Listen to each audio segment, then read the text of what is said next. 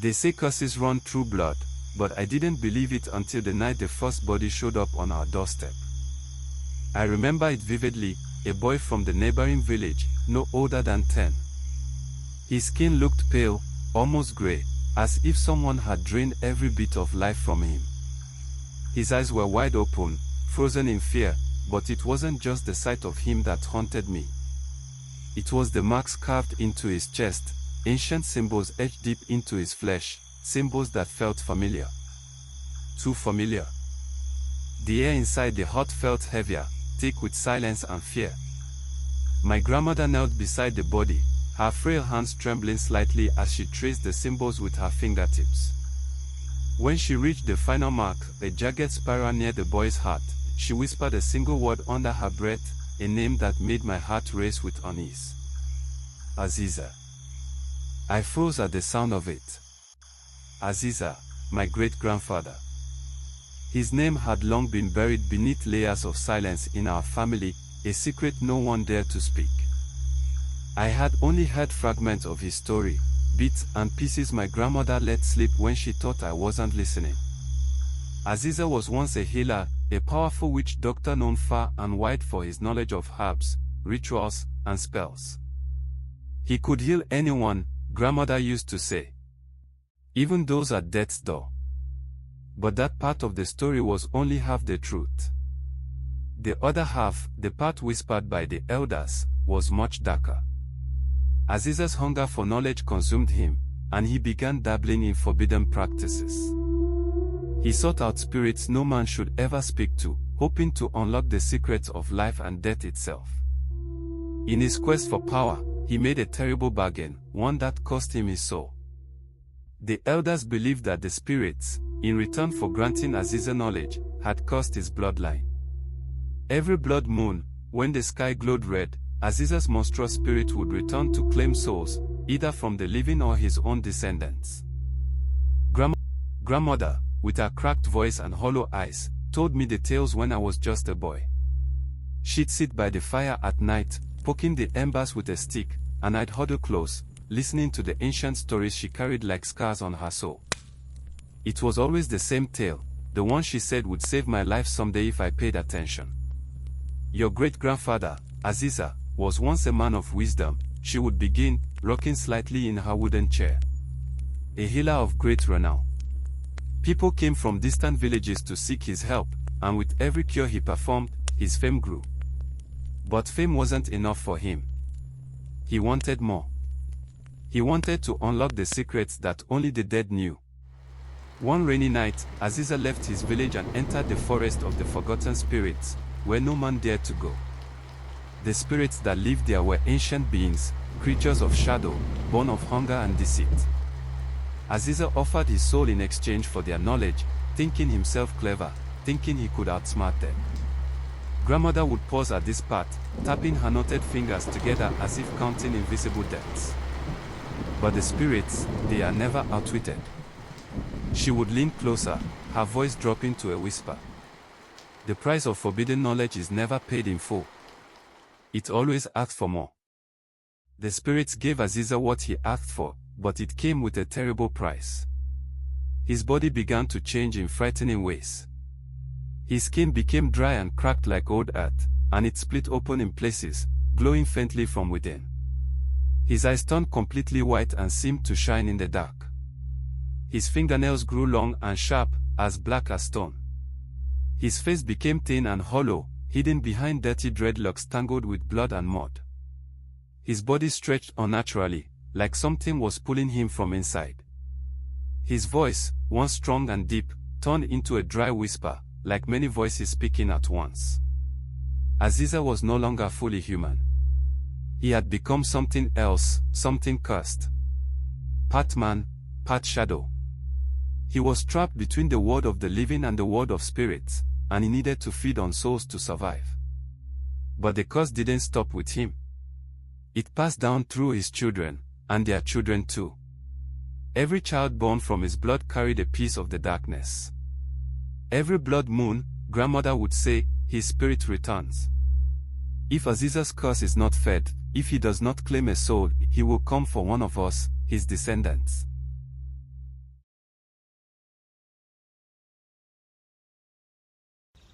The blood moon was still 3 nights away when I saw the first sign. It was just after dawn, and I had gone down to the stream to fetch water. At first, everything seemed normal. The forest was alive with its usual noises. Birds chirped in the trees, and the sound of insects buzzed through the underbrush. The stream gurgled gently as I dipped the clay pot into the cool water. But then, as if someone had flipped a switch, everything stopped. The forest grew deathly quiet. No birds, no insects, just the sound of my own breath, loud in my ears. My chest tightened. The air felt strange, thick and heavy, as if the forest was holding its breath, waiting for something to happen. A chill ran down my spine, and every hair on my body stood on end. That was when I saw them. Footprints. They were scattered along the muddy bank of the stream, barefoot, human, but strange. Too large to belong to any man from our village, and too deep, as if the person who left them was impossibly heavy. I followed the prints, curiosity mingled with fear as I moved along the bank. They twisted erratically, crossing over themselves and leading deeper into the forest. Then, just like that, they stopped. The prints ended mid-step, as if whoever made them had simply vanished into thin air. There was no sign of struggle, no drag marks or broken branches. It was as if something had plucked them right off the ground, leaving nothing behind but the eerie silence of the forest. My heart pounded painfully in my chest. I stood there for a moment, frozen in place, every instinct in me screaming to run. The weight of the curse felt closer than ever, like a dark shadow pressing down on my soul. Without thinking twice, I turned and sprinted back toward the village, my feet slapping against the damp earth as if the forest itself was chasing me. That night, I sat close to grandmother by the fire, the flames casting flickering shadows on the walls. The night outside felt heavier than usual, as though even the stars knew what was coming. My heart pounded in my chest, but I needed answers. I begged her to tell me everything. What could we do to stop him? How could we protect ourselves? Grandmother sat in silence for a moment, her hands folded in her lap. Then she sighed deeply, as if the weight of the story was almost too much to bear. Azize knew the spirits would come for him one day, she began. He knew their hunger couldn't be satisfied for long. Her voice dropped to a low murmur, and I had to lean closer to hear. So he made another bargain, she continued, her words slow and deliberate, as though speaking them might awaken something ancient. He left a piece of himself, a fragment of his soul, into his descendants. A little part of him lives inside each of us. I shivered as her words settled over me like a cold mist. What does that mean? I asked, though I was afraid of the answer. Grandmother stared into the fire, her eyes distant. It means that when the blood moon rises, that peace calls out to him, she said softly. They sing to him, pulling him back from the world of the dead. A knot tightened in my throat. What happens if he finds us? I asked, my voice barely above a whisper. She turned to look at me then, and what I saw in her eyes made my stomach churn. For the first time in my life, I saw fear in her eyes. It wasn't the ordinary fear of storms or sickness, it was the fear of something far more terrible, something inevitable. If he finds you, she said slowly, he will consume you. I sat frozen, the words hanging in the air like a heavy weight. Consume? I whispered. Grandmother nodded, her expression grim. Yes. When he takes you, your soul becomes part of him, trapped forever inside his monstrous form. She paused, her eyes reflecting the firelight. You won't just die, child. You'll become part of his curse, forever. The room felt colder, despite the fire burning brightly between us. So, there's no way to stop him? I asked, panic creeping into my voice. No way to break the curse. Grandmother didn't answer right away. Her silence spoke louder than any words. Finally, she said, there's no breaking a pact with the spirits. Her voice was barely above a whisper now, as if speaking the truth aloud might summon Aziza right then and there. The only thing you can do is stay hidden, and hope he doesn't find you. I shook my head, frustration bubbling up inside me. That can't be it. There has to be something we can do. There has to be a way to stop him. Grandmother sighed, a deep and tired sound. If there was a way, don't you think I would have found it by now? She said. I've lived with this curse my whole life, just like my mother before me. We survive, child, that's all we can do. I stared at her, disbelief and fear swirling in my mind. So we just hide. That's the plan. I asked, my voice trembling. How long can we keep running from him? Grandmother fixed me with a hard look.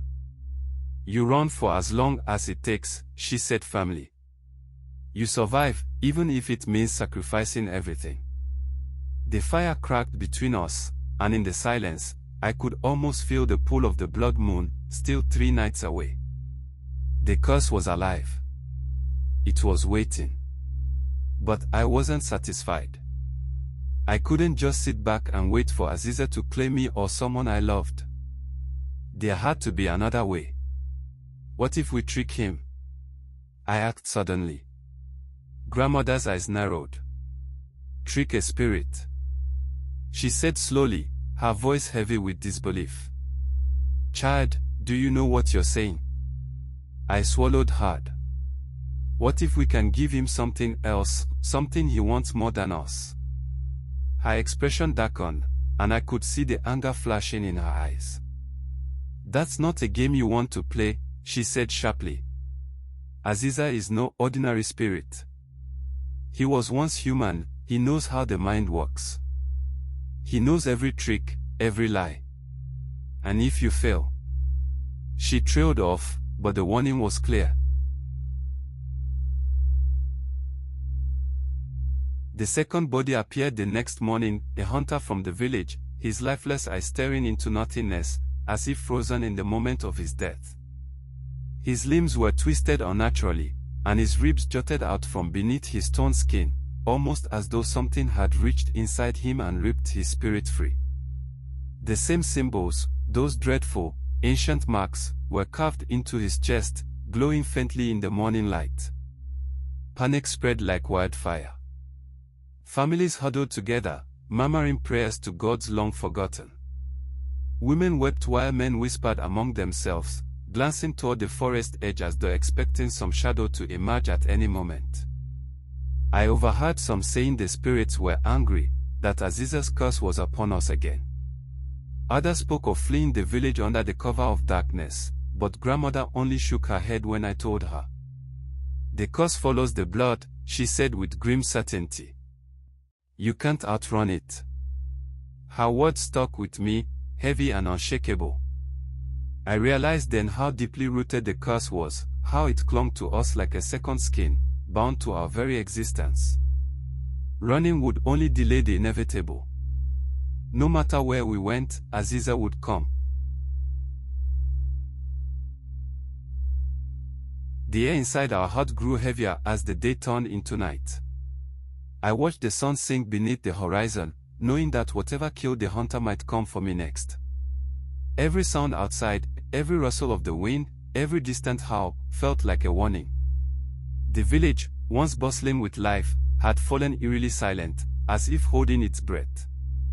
Even the animals seemed to sense that something wicked was lacking. Grandmother began preparing. Her movements were swift and deliberate, the actions of someone who had fought this battle before. She gathered herbs from the small wooden shelf by the fire, tossing some into a clay bowl while muttering incantations under her breath. The smell of bitter leaves and burnt ash filled the room. I sat on the floor, feeling helpless. What are you doing? I finally asked, my voice small in the oppressive silence. Protection, she said, not looking up. If we're to survive the night, we need every charm and spell I can summon. She pulled out a stick of white chalk and began drawing strange symbols on the dirt floor. Some were spirals, others jagged lines, all of them ancient and unsettling, like they belonged to a world far older than ours. I watched as she moved with precision, whispering the names of spirits and ancestors under her breath, asking for their help. When she finished the last symbol, she turned to me with a bundle of charms, small, worn objects made from bone, wood, and feathers. She pressed them into my hands. "Keep this close, no matter what happens," she warned. "They won't stop him, but they'll give you a chance, a small chance." I looked down at the charms in my hand, feeling the weight of them. They were simple objects, but in that moment, they felt like the only thing standing between life and death. "What do I do if he comes?" I asked, my voice shaking. Grandmother's eyes met mine, and I saw the same fear from before, a fear born from knowing there was no real escape. "He will come for you," she said softly. "But if you keep your wits about you, you might survive the night." As the night deepened, we sat in silence, listening to the wind howl through the cracks in the hut walls. The fire crackled softly, but even its warmth couldn't chase away the chill settling in my bones. Grandmother sat across from me, her eyes closed, lips moving in silent prayer. I tried to stay calm, but the weight of the charms in my hands felt heavier with every passing moment. Then, it started. It began with a low hum, so faint at first that I thought I imagined it. But the sound grew louder, a deep vibration that seemed to come from the earth itself. The symbols on the floor began to glow faintly, as though they were alive. My heart raced, and I clutched the charms tighter. "Don't move," Grandmother whispered sharply, her eyes snapping open.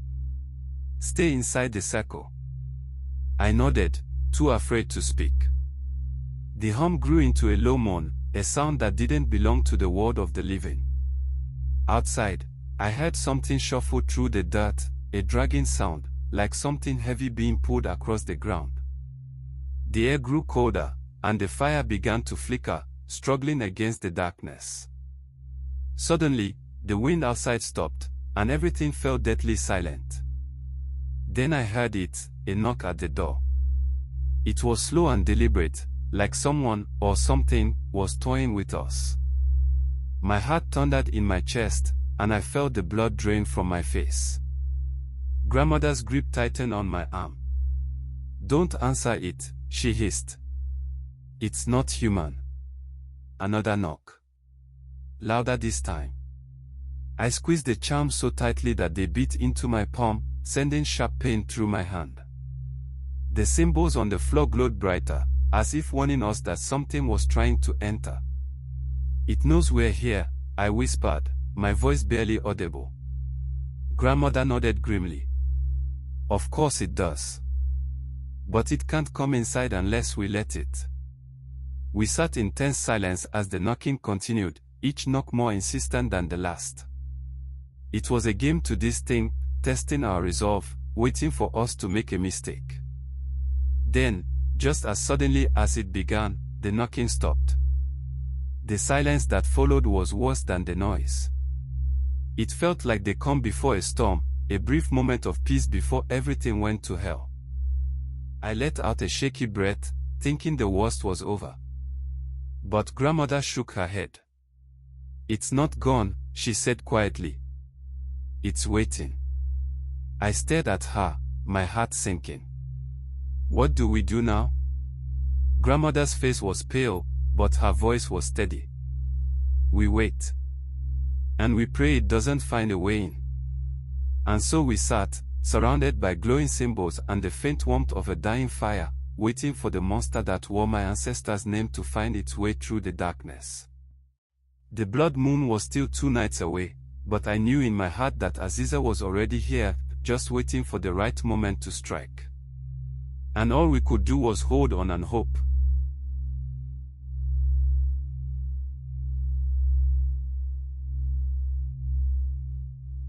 On the 3rd night, the moon climbed slowly into the sky, a burning orb of red that bathed the village in an eerie, crimson glow. The usual warmth of moonlight was gone, replaced by a cold, unsettling presence that gnawed at my nerves. The villagers knew what this night meant. Their doors were bolted shut, windows sealed with charms, and fires burned low to avoid attracting attention. Yet despite their precautions, a sense of doom hung in the air, as though no war, no charm, and no prayer would be enough to hold back what was coming. I sat close to grandmother by the fire, the bundle of charms she had given me clutched tightly in my hands. The chalk symbols she had drawn on the floor earlier glowed faintly, their strange light flickering in rhythm with the gust of wind that howled through the cracks in the walls. "Stay calm," grandmother whispered, though her own hands trembled slightly. "No matter what happens, you must not leave the circle." A strange wind stirred, swirling the dust outside, and carried with it the distant sound of chanting, soft whispers, like voices of forgotten spirits calling out from beyond the veil of the living. It was a haunting melody that made my skin crawl. I squeezed the charms tighter, trying to drown out the sound, but the whispers seemed to slip into my mind, crawling under my skin like cold fingers. "Do you hear that?" I whispered, my voice barely audible. "Yes," grandmother said grimly. "The spirits are restless. They know he is coming." The fire flickered, casting long, dancing shadows across the walls. The entire hut seemed to shrink around us as the night deepened, the air thick with anticipation. Then, in the distance, I heard it, a sound that made my blood run cold. A low growl, deep and guttural, rumbled through the forest. The ground trembled beneath us, as though the earth itself feared what was coming. I scrambled to my feet, peeking through the window, and saw it, a massive shadow shifting at the edge of the forest, just beyond the clearing. The air felt heavier with each passing second, as if the creature's presence was draining life from the world around it.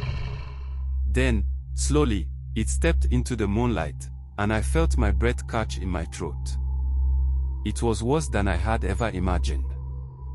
His skin was cracked and dry like scorched earth, glowing faintly from the deep, jagged splits that marked his body. His eyes, completely white, shone with a cold fire, and his dreadlocks, filthy and matted with mud and dried blood, hung over a face stretched thin and hollow. Parts of his body had split open unnaturally, as if something inside him was trying to tear its way out. His fingers were long, sharp, and black as stone, twitching like claws ready to shred.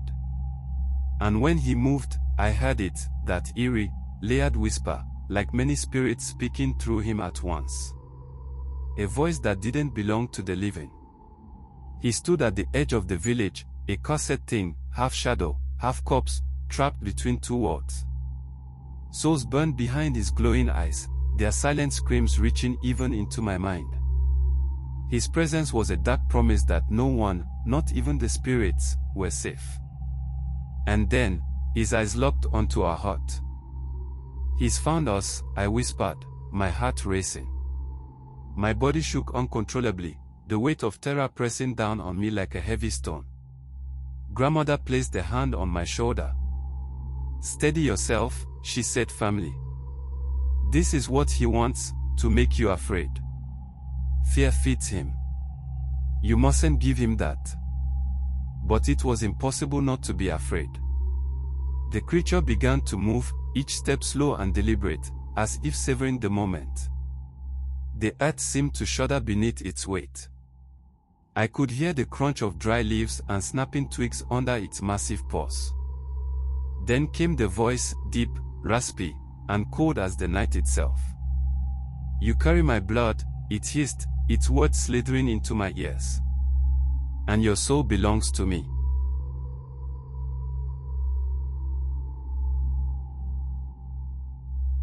The symbols on the floor glowed brighter as the creature approached, humming with strange energy. I could feel them pulsing beneath my feet, a faint lifeline in the face of overwhelming darkness. Grandmother took a handful of herbs from the bowl by her side and tossed them into the fire. The flames roared to life, momentarily pushing back the shadows that crept toward us. "This is sacred ground," she shouted into the night. "You cannot enter." The creature growled in response. "Your charms cannot hold me forever, old woman," it said. "I will take what is mine." I wanted to scream, to run, but grandmother's words echoed in my mind, "Stay inside the circle." The thought of what might happen if I left kept my feet rooted to the ground, even as terror threatened to consume me. "We can't hold him off much longer," I whispered, my voice breaking. "What do we do, grandmother?" Her eyes filled with determination and something deeper. "We must finish the ritual." The monster let out a deafening roar, a mystical force bursting from its lungs with enough power to collapse the clay walls of the hut and rip the roof away. Grandmother was thrown to the side by the force of the wind, yet she didn't stay silent. "Stay in the circle. He cannot reach you there," she shouted. The air around me grew colder as the monster circled, each step deliberate, like a predator savoring its prey. Its claws scraped against the earth, and the sound sent chills down my spine. I gripped the charms tightly, but they trembled in my hands, whether from fear or the dark energy surrounding us, I couldn't tell. The creature's glowing eyes locked onto mine, and it bared its jagged teeth, a low, raspy whisper slithering from its decayed lips. "You are mine," it hissed, its voice calling into my ears like smoke. "Your blood sings to me." It moved closer, the stench of rot heavy in the air. My heart pounded so loudly I feared it might burst from my chest. Running wasn't an option, Aziza's curse lived inside me, woven into my very being. Even if I fled to the ends of the earth, he would follow. There was no escape. But then I remembered grandmother's words, "Every curse has a weakness." I forced myself to take a breath, though my lungs felt tight with fear. This was it, the moment I could no longer run, no longer hide. If I didn't end this now, the curse would consume me, just like it had consumed everyone before me. I straightened my back, planting my feet firmly into the ground. "I know what you are," I said, my voice steadier than I expected. "You're not a god. You're not even a man anymore." I took a step forward, the weight of my fear lifting ever so slightly. "You're just a curse, and I won't carry you any longer." The creature stopped circling and fixed its eyes on me, its body coiled like a serpent ready to strike. A low growl rumbled from its throat, the sound vibrating in the ground beneath my feet. For a moment, I thought it might retreat, but instead, it reared its massive, decayed body and roared, a deafening, soul-chilling sound that shook the very air around us. "You cannot reject me," it bellowed, its voice echoing through the night. "You belong to me."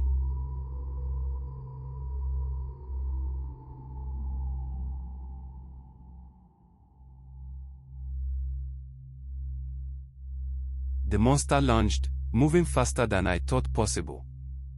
Its claws sliced through the air, aiming straight for me. I felt the heat of its breath, rancid and oppressive, as it closed the distance.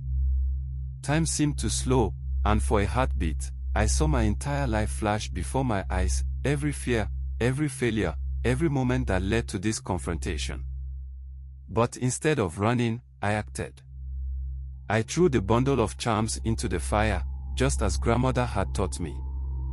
The flames roared to life, shooting upward as if they had been waiting for this moment.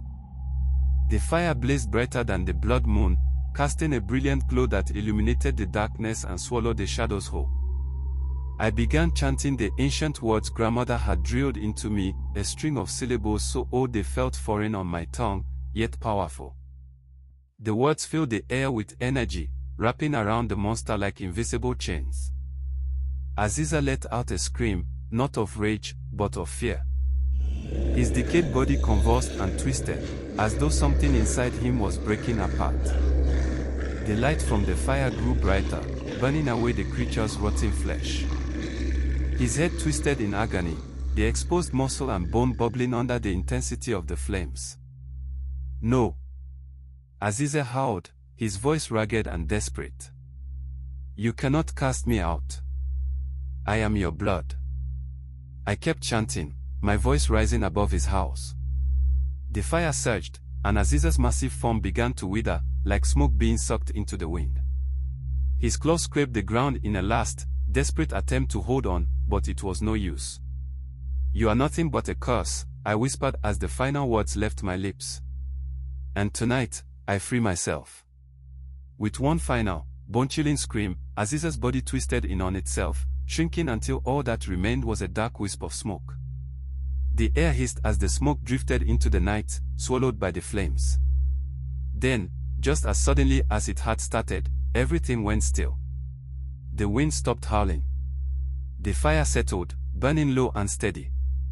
The heavy pressure that had filled the air lifted, and for the first time in what felt like an eternity, I could breathe freely.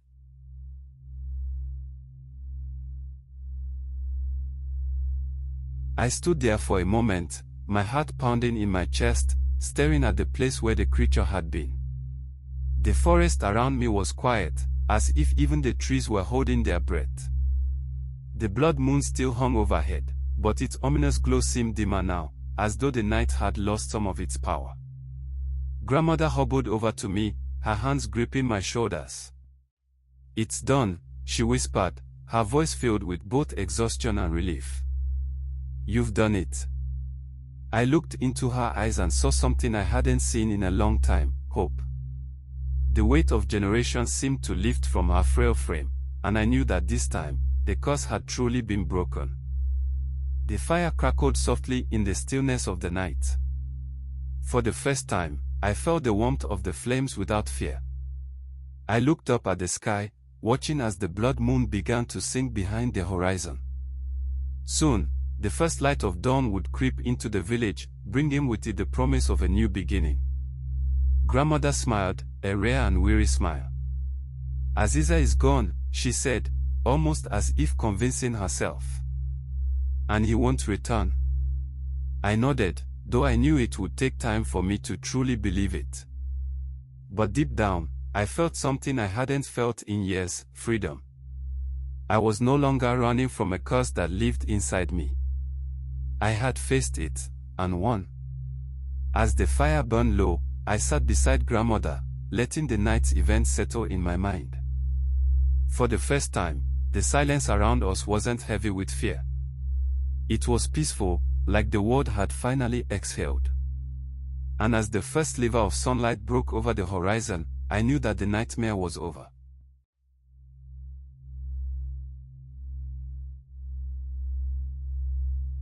The first light of dawn painted the village in soft hues of gold and amber. The air was cool and crisp, carrying the scent of damp earth from the night's battle. For the first time in years, there was no lingering tension, no weight pressing down on my chest. The blood moon was gone, its crimson light swallowed by the horizon, and with it, the monster that had haunted us for generations. I stood and looked around my compound. No more bodies, no more whispers.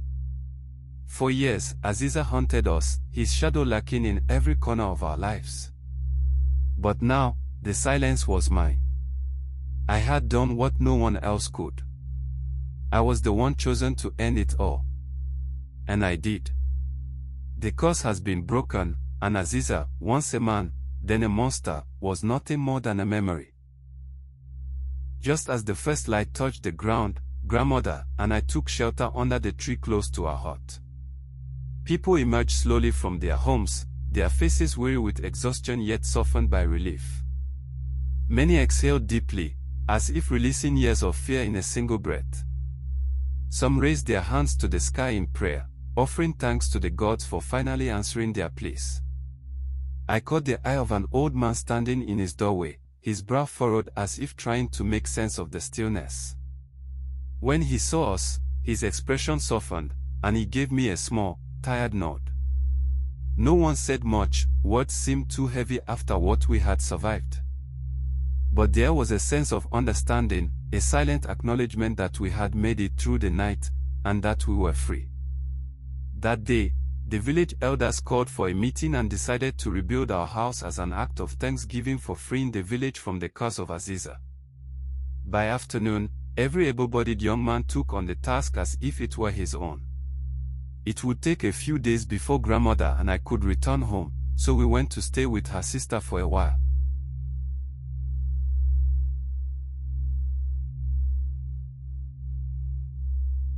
When we finally returned to the newly rebuilt hut, everything looked familiar, yet somehow felt different, as if the very walls had been holding their breath all these years and were now free to exhale. Grandmother eased herself onto her wooden stool and I went to the hearth and carefully lit a small fire. For a moment, we sat in silence, listening to the gentle crackle of the flames. The quiet wasn't heavy anymore, it was soothing, like the kind of calm that settles after a long, hard rain. "I never thought I'd see this day," Grandmother whispered after a while, her voice distant.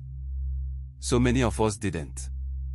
I looked at her, seeing her not just as the woman who told me stories but as someone who had endured battles I could barely comprehend.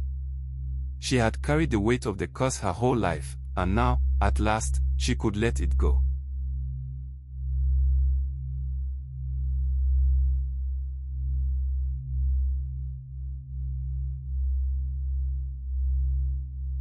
I stood up and walked to the door, peering out at the forest one last time. The trees stood tall and still, no longer hiding monsters in their shadows. The path ahead was clear now, no curse, no fear, only the unknown future waiting to be lived. For the first time in as long as I could remember, I felt light, as if the fear that had weighed on my soul had finally lifted. The world seemed full of possibilities now, every step forward uncharted but exciting. I turned back to Grandmother, who was already lighting a small pot of herbs on the fire. "What do we do now?" I asked, suddenly unsure how to live without the constant threat of doom hanging over us. She gave me another small smile, her wrinkled face soft with a peace I had never seen before. "We live," she said simply. "And we hope."